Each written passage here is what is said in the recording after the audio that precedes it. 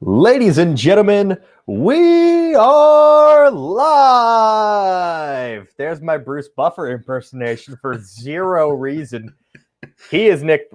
I've done this wrong again. He is Nick Price. I am Mike Hrynyshyn, both the Blue Chip Scouting. You're on my right. That's why I do that. And then I have to realize that it's flipped because, mirrors and shit. Fucking mirrors. How do they work? Word to ICP. So we've gotten a Bruce Buffer impersonation and an ICP reference in the first 41 seconds. Mike, Nick, how are you? I'm doing good, man, but you're out here wilding worse than Cole Beasley.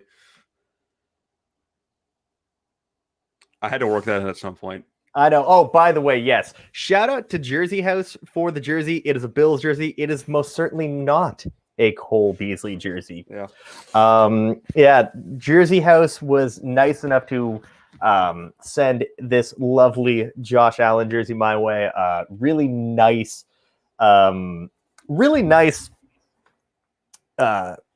replica jerseys that you don't have to spend in Canada upwards of like $170 for.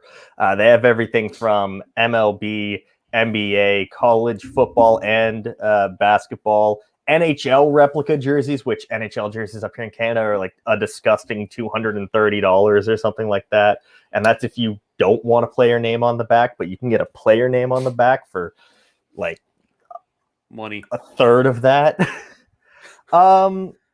So anyways, what we're here to talk about today is some news and some prospects we watch. So Nick, I'm going to let you talk about whatever you want to talk about first. All right. So I wanted to start by saying I want to thank the entire South Florida fan base and Donovan Jennings himself for absolutely blowing up my scouting report of his. I gave him a fourth round grade.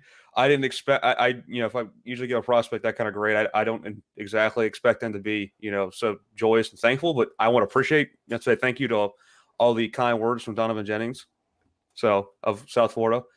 Really fun, really interesting prospect. I think he might seems like a good dude. Seems like a good dude as well. He does. I think he might be more of a guard in the NFL. Granted, I'm not out here with the measuring tape, so I'm not going to measure his arms or whatever. But he has a build similar to a guard. I think he's better more in like the short area in terms of movement skills. Smart guy, like really smart player. Picks up pressure well.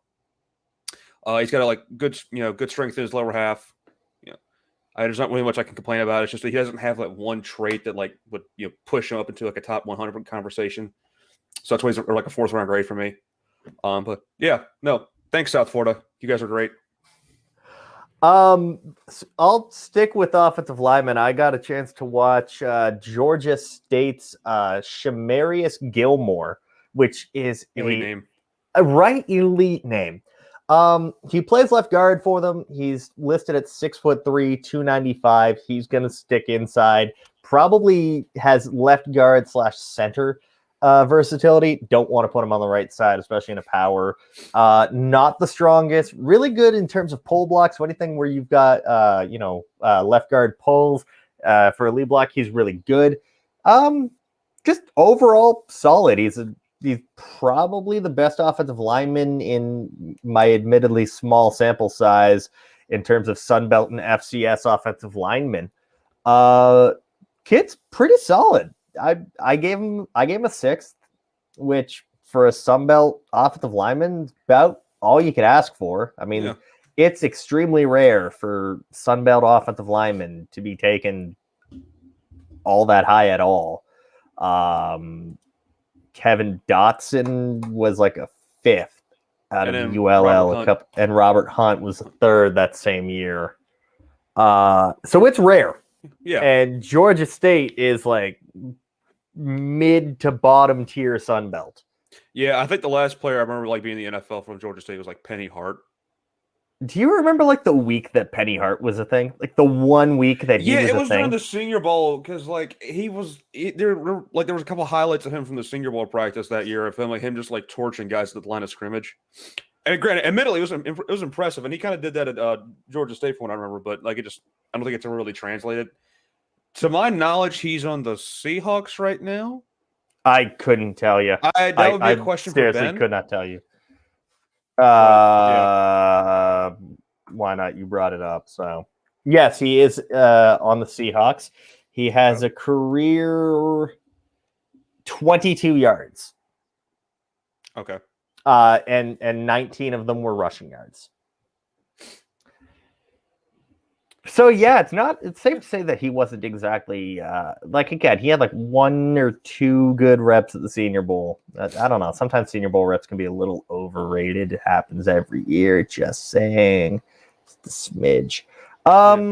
Wasn't a whole lot in terms of NFL news this week other than Cole Beasley is Cole Beasley. I mean, Cole Beasley has the opinions you would expect of someone named Cole Beasley.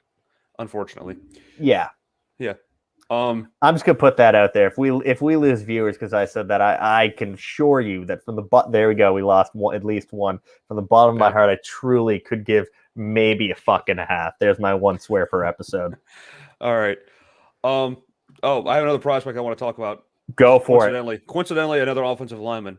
I know I've established this like 2 weeks ago, but I go position by position because I'm weirdly anal retentive.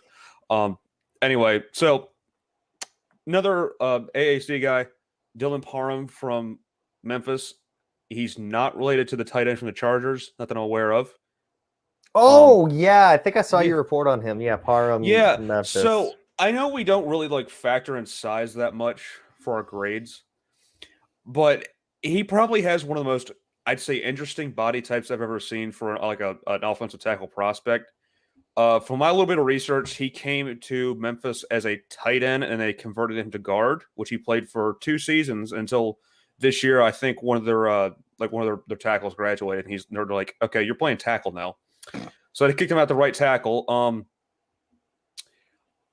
I gave him a 6th-round grade mainly because I internally thinking about how does this size play into all these traits. Not a lot of power behind us because he's like I said, he's 6'3", 285. So he's, fairly flexible. Like I said, great mover at the size. I mean, you can't deny that. There's flashes of him, really shining, in pass protection. His his sets look, smooth, and his other plays okay, God, you got to clean that up. He's throughout the season, you could tell he kind of got better with his timing with his hand punches. Like I said, and he switched from guard to tackle, which, if you talk to any person who coaches offensive line or is remotely, well versed in offensive line play, that's pretty damn hard because it's all, you know what I mean? Mm-hmm. So there's that. Yeah. Unfortunately, I probably won't be able to watch much film on offensive line for the next week because I have to research paper for school. Yay me. Yay you. That's going to be me very soon. Actually, not a research paper, but Yeah, I'm still not looking forward to having to go back to school. Agreed, Ian. Agreed. Yes, thank you, Ian. Look, I'm almost done. Listen, I have a class left, and then I'm done forever. Ian, as the old man out of all 3 of us, I can assure you the last thing I want to be doing is going back to school. But alas, here we are. I got a chance to watch a very fun running back prospect the other day. Okay, I like fun. Yeah.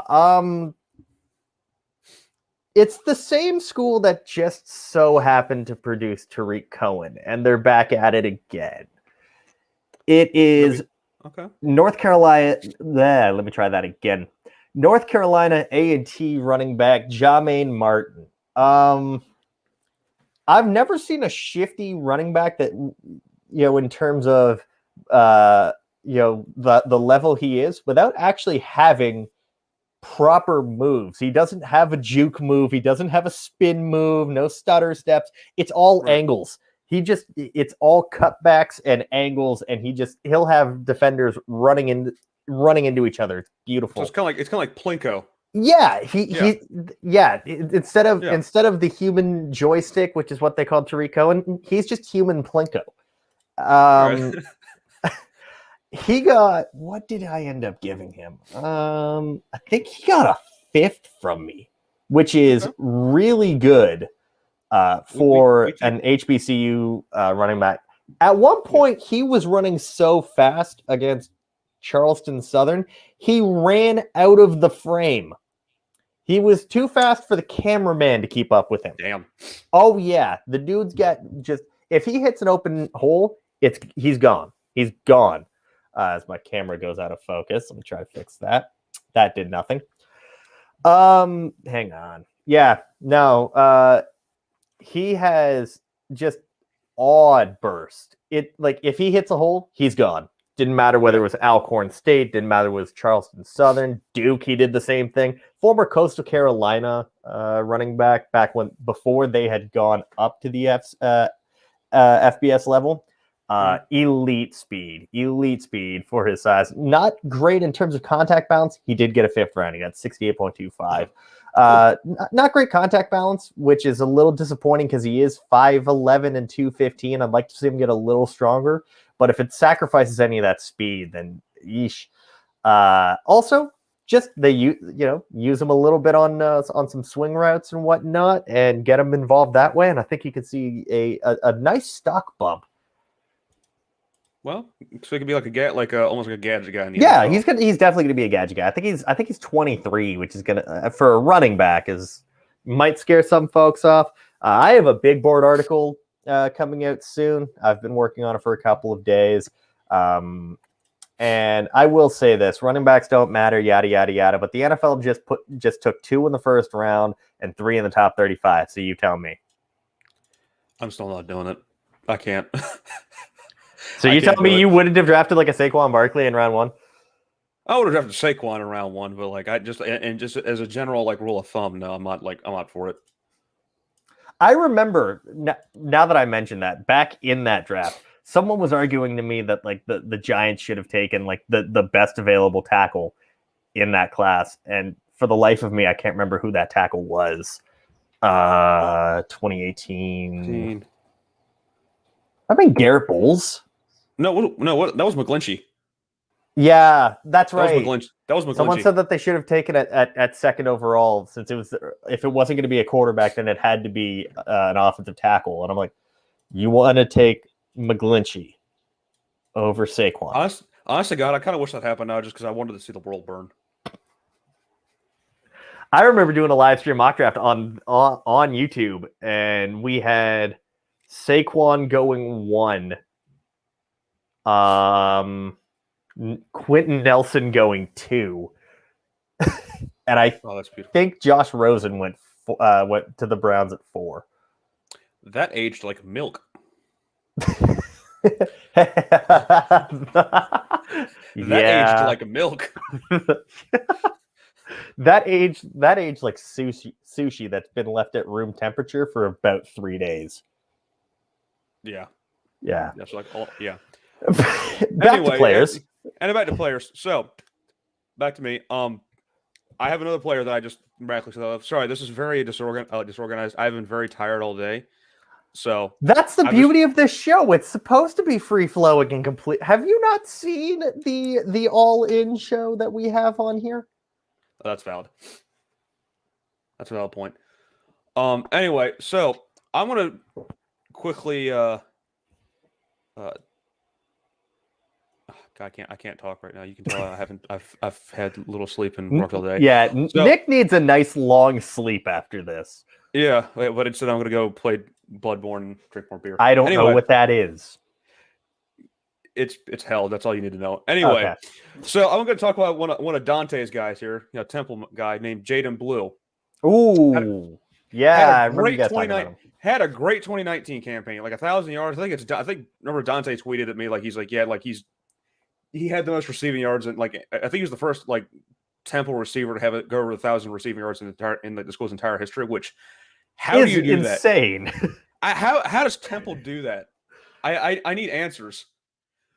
But anyway, he kind of Temple only played 6 games this year. He played I think 5 of them. He was injured for 1.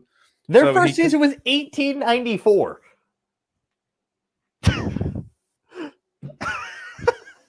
It took 130 years. I finished that beer on that one. Tell me about Jaden Blue. All right, so Jaden Blue. You know how I hate you and me. I'm a person who despises comps. But you know how like Tylan Wallace was kind of that guy last year who would, if you just threw it in his general direction, he'd come down with it. Oh yeah. Yeah, Jay Blue's kind of like that. Ooh, I like that. Kind of like there are multiple, especially during the Memphis game, because like he'd have to adjust the passes that like Russo would throw that just weren't like that great. Like there was one like back to like towards the corner of the end zone where he just absolutely like just contorted his body around, got his hands in the place, made a beautiful catch, came down with it for a touchdown. Great stuff. That really popped for me. And there was also a play where he kind of had to like rewrite himself and get north and then caught it back at the end zone again. So he's got incredible ball skills. Like that's probably like one of his best traits in ball tracking. Really good contested catch, route running surprisingly good. Like I said, he doesn't have that one dynamic trait, I would say, but he's still pretty good overall. Struggles beating press a little bit. I noticed he kind of could get jammed, but I think he's more like a big slot guy than anything else. You can also kind of like put on the perimeter at times. Yeah, like I don't know. I came away very pleased with his film. Dante told me that he was good, and I should never ever doubt Dante for a second because the man's right. I expect a comment anywhere in this live stream at some point of being like, you better believe me, you bitch. Yeah, where is Dante? He hasn't been sitting there heckling us. He hasn't been doing the whole Muppets old man routine.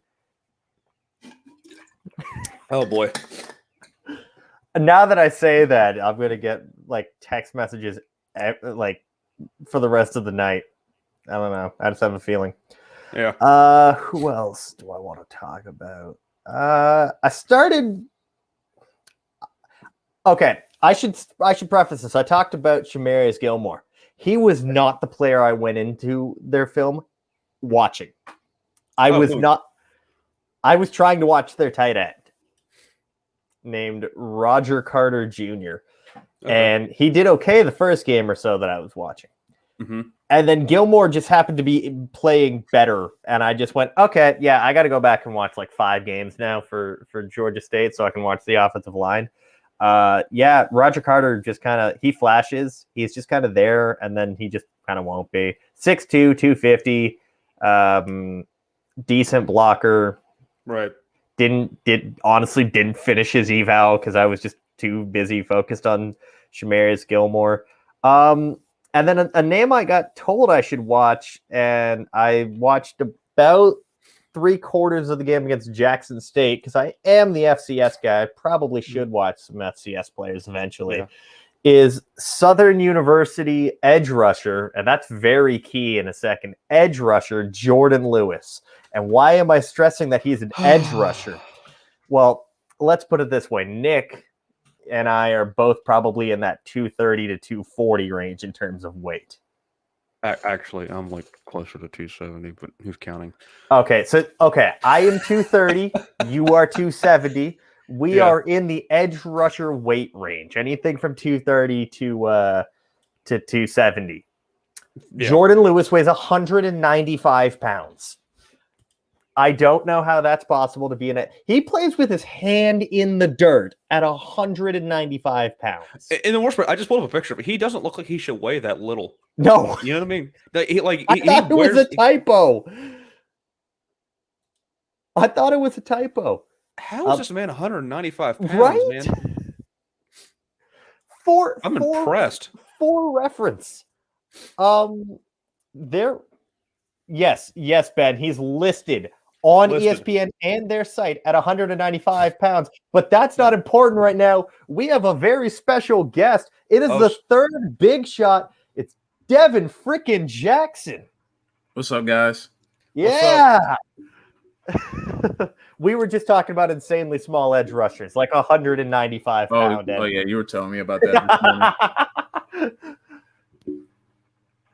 What's up, guys? What's going on? Not much. Just chilling, trying to. Devin, we know damn well. There we go.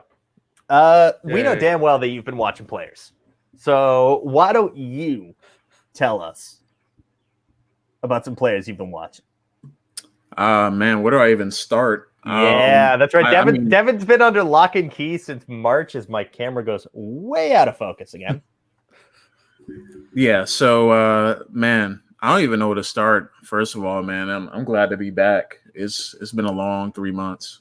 I'll tell you that. Tell you that much. It's been long. I honestly, before we get into that, I just want to tell the people, man, like I feel so much relief right now.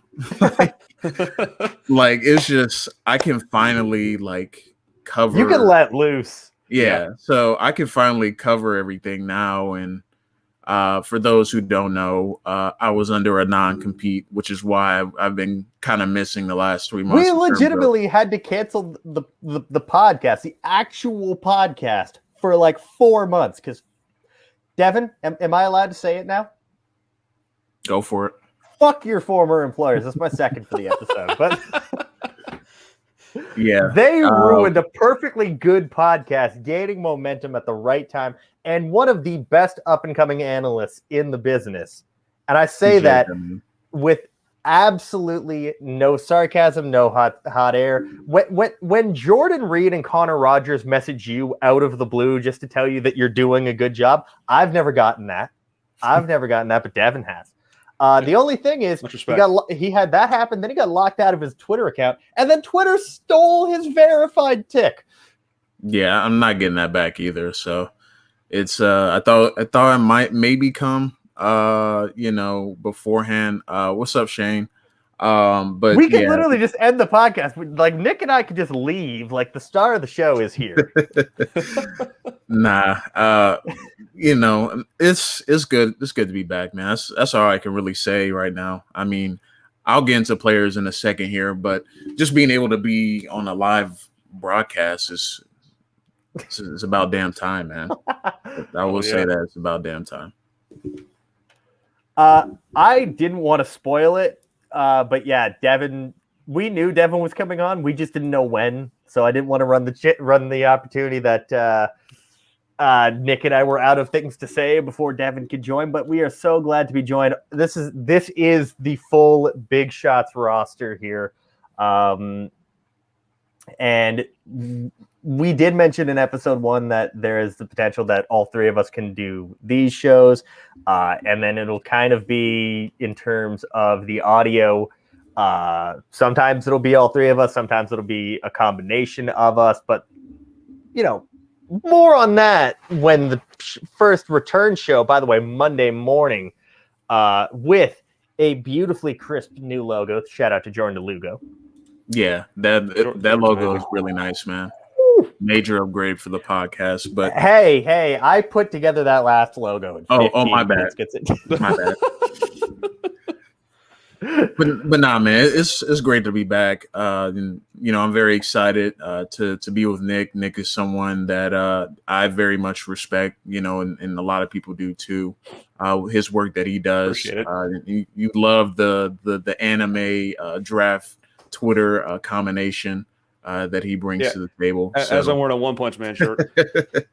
Yeah. So, it's good to, this is actually our first time actually being on the same call, which is pretty cool too. Yes.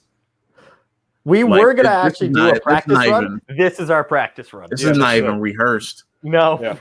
Well, we're just going off the cuff.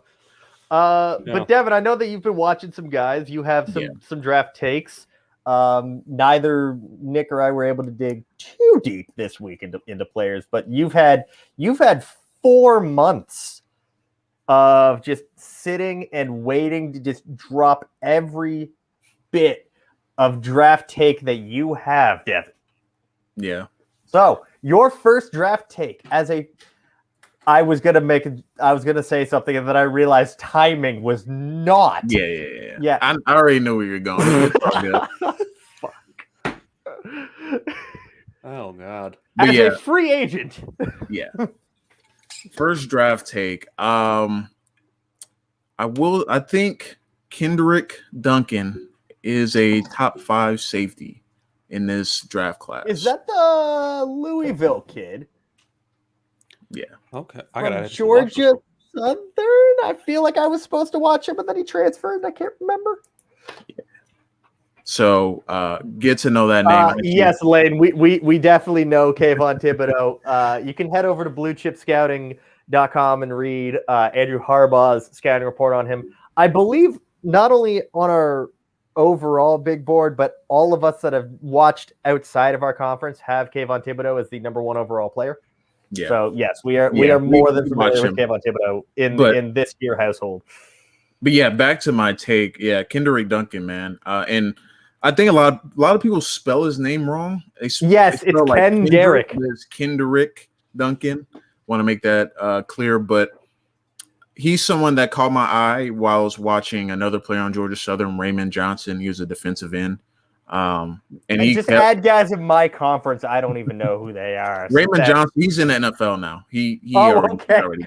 Okay. But he kept there was another Georgia Southern kid I had to watch. Yeah, he kept popping on film, and it was like I just couldn't stop wondering about this guy. You know, against Minnesota in 2019, he had a pick on Tanner Morgan, like the second or third play of the game. He shows natural that's instincts. Who that is. Yeah, I remember that. Okay. Yeah, he shows natural instincts. Has really good ball skills, and he can fill the alley from a distance. So all three of those things to me make a pretty good safety. And with this safety class, I know there's a lot of names that at the top. Kyle Hamilton is obviously safety 1. Brandon Joseph is up there as well. But for Kendrick Duncan, man, I just can't stop going back to his film. I got a piece on him and Quinterio Cole, who just transferred over to Louisville as well. I think they're going to be. Where did Cole come from again? Alcorn State. Oh, that's right. He was the HBCU guy that was on my list. Yeah, so he's going to team up with Duncan, and I think that's probably one of the best safety tandems in the ACC next year and possibly in the country. So I got a piece coming out in that a couple weeks from now.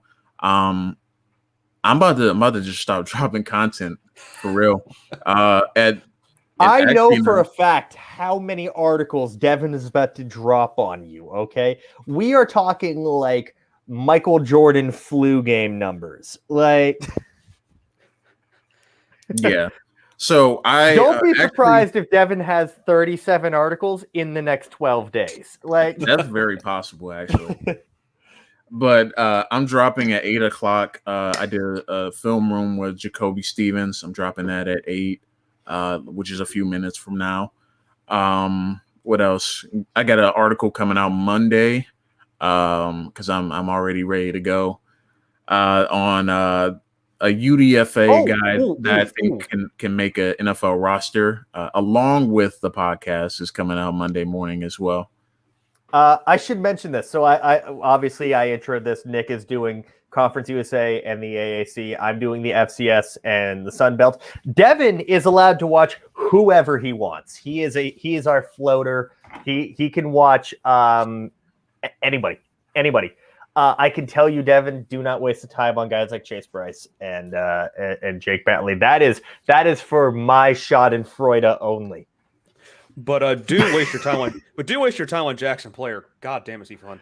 Oh, by the way, I mentioned this to Nick before we went on air. Devin, there was a week 3 of the college football season episode of The Big Shots last year where Jackson Player was mentioned by you. So don't tell me that Devin wasn't first, because Devin had everyone beat by a year. Just like just like Devin and I happened to be first on Taiwan Mullen, just like Devin and I happened to be first on David Bell. Man, having to watch all those bad Big Ten games back in 2019 sure did pay off. Thank God. I mean, it hasn't really paid off in terms of Rutgers that year, but everyone or Northwestern or Nebraska. Yeah. I mean, I'm sorry to the fans, those fans that may be watching. I'm sorry, your teams are not great. Northwestern, they were pretty good last year, but Nebraska. You know what? Let's talk about Nebraska. Speaking of which, don't tell me you're watching Nebraska players yet. That's am, no. Why would you do that to yourself, Devin? It is June 18th. Not offensive. Okay, now you're good. Oh, yeah. I think I know what you're talking about. Yeah, Cam Taylor-Britt. That's another one of my early guys. I think he might move to safety. And I think why is because I don't think he has the foot speed to play corner at the next level. So you're getting an early draft take from. Don't be surprised if he switches positions, kind of like Cam Bynum did. Right. He's like very Friend of savvy. the show, Cam Bynum. Yeah, he's very savvy in terms of how he attacks the ball, and just has this excellent ball skills. Someone that flew under the radar because I mean, no one's really watching Nebraska's defense, but No one wants to watch or them Nebraska. in general. Even though I did like one of their tackles that came out last year, They're getting ethered by the McCaffrey brothers right now. So yeah, but yeah, I'm watching him as well. He's someone that caught my eye early in the process. And then one more guy I'm gonna drop before I'm gonna head out here to I just wanted to say what's up to the people and talk a little bit. But Jalen Petre, the safety from Baylor. Yes. He's I feel like he's been been in college for like 12 years now. He might have been, but he's like a safety linebacker hybrid. Kind of in terms of how he plays a position, kind of a little bit of reminds me a little bit of Jacoby Stevens in terms of he has some really good athletic ability and can cover pretty well as well in space. Just I don't know where he's going to play per se because he's not really the typical safety size. He's not really the typical linebacker size. So he's kind of that tweener, and we've seen kind of those tweeners not really be valued by the NFL too highly. But he's someone that I'm watching. As you can see, a trend, I'm watching a lot of DBs and safeties because I feel like those were kind of my weaker points in last year's class, safety specifically, because it's like I had a 3rd, 4th round grade on James Wiggins, and he goes to 7th round to the Cardinals, and that one kind of bothered me a little bit. It's okay. We had multiple people that were pulling for safety one Darius Washington to get drafted. Yeah, that happened too. So it's like, how does the NFL really value safety? So I kind of dug deep into that and trying to figure out what are the teams looking at when they see one. Like, obviously, you're not going to get a Derwin James every year.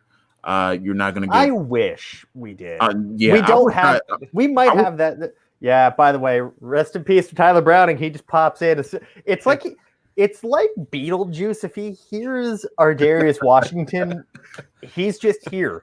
I think his ears start to burn when he hears Darius Washington. Like, yeah, Tyler, put in the chat. Have you been watching this whole time, or did you just know Darius Washington got mentioned? I'm actually curious. Sorry, Browning. He's a Raven now, so like, get used to it. I'm sorry, that was mean. I should have said that. Anyway, we lost a viewer. That was probably Browning. How? Yeah. You've done angered the boss. I'm getting fired now. Now, I mean, Devin kind of had the perfect segue for us. Oh, okay. He been here the whole time. Apparently. Now, Devin, because he can talk about whoever he wants. Nick and I have dabbled in some out-of-conference guys. I keep knocking my table. That's why it looks like I'm sitting through an earthquake. Perfect ending for this here episode of Big Shots Extra. Nick, were there any out-of-conference guys that caught your eye this week? I want to say that that Andrew Harbaugh was right on 2 counts. Jackson Kirkland probably is the best tackle in this class. Yes. He's fantastic. And then Abraham Lucas from Washington State. I need to get to him. Also, he's on my list. I think Lucas got an 87 out of 100. I love his tape. Fantastic. Man, if only the Eagles could get Abraham Lucas and not draft Andre Dillard. At least you didn't draft Walker Little. Sorry, Jacks fans. I mean, I was worried about that. I mean, granted, if you watched the only bad Howie pick from this year was selecting Milton Williams, which, I mean, Nick can actually quote my exact reaction. I can't say it because I've already cussed too many times on this stream. And it was just a lot of that word, like, over and over again. Yeah. Ian, we haven't gotten to Rasheed Walker, but Dante has his scouting report up on Blue Chip Scouting. Rasheed Walker is on my list. Yeah, I was probably gonna watch him in the next couple of weeks. Yeah, he's in the next couple of weeks. For me, my out of conference spotlight guy that I want to talk about, I have to pull up my spreadsheet to figure out remember who I've watched. I talked about Peyton Wilson last week, who was one of my favorite players. The guy can tackle a rhino. It's fantastic. I actually came away very surprised in a positive way with Miami offensive tackle Zion Nelson. I wasn't expecting a lot because Miami offensive line, I mean, I've thought for the last 4 or 5 years that Florida State, Miami, and Florida are, despite being in a hotbed of recruiting, absolutely terrible at bringing in offensive line talent. So I didn't have high hopes for Zion Nelson. He came away with a second-round grade for me, preliminary. I actually think really good movement skills. I think he could play guard if length is a concern, but I would definitely have no problem with him being a right tackle on any team, really. I think that he's probably going to be a top 5 tackle for me this year. Nice. For me, I know it's not out of conference guy. You don't have a conference. Every player is out of conference. But a guy that's rising up my early board. It's only 15 players, but Ricky Stromberg from Arkansas. He's on my list. I've heard good things about him. Yeah. Browning loved Ricky Stromberg. What is going on? He might be the best center in college football over Linderbaum. Maybe. Ooh. I'm finishing up this weekend watching him. But through 3 games, he may be one of the best centers in college football, or if not the best. So. And I would highly suggest getting to him before he blows up. So that means I have to watch it this week. I do want to give a shout out to I think Ryan Roberts had a report on him, did an interview with him. So I do want to give a shout out to him. But yeah, he's good. Any final words before we wrap up, gentlemen? Nah. Just want to say what's up, guys. Welcome. I'm happy to be back. You're welcoming people 38 minutes into a show like that. Yeah, come back in. We are talking true big shot energy. Nick and I may not exude big shot energy, but to have a real big shot actually on the show now. As Titan apparently your cat is the big shot. Oh yeah, Titan definitely thinks he's a big shot. But until next time, which for the 3 of us is going to be Monday, so check iTunes, Spotify, Stitcher. I don't know if there are any other podcasting apps. I've already run out. We will be there. Nick and I will be back next Friday. If Nick's not available, it might be Devin and myself. But until next time, follow Devin on Twitter. He's getting close to 3,000 followers. _Jackson. By the way, Twitter, give him back his blue check mark. Damn it, I'm coming after you if you don't. Jack, we will fight. At PriceCheck3, get him to 1,000. That would be rather nice of you. And then, if you want, you can follow me, Mike H_draft. I don't do anything funny or interesting. So, but until next time, everybody, y'all have a great rest of your evening.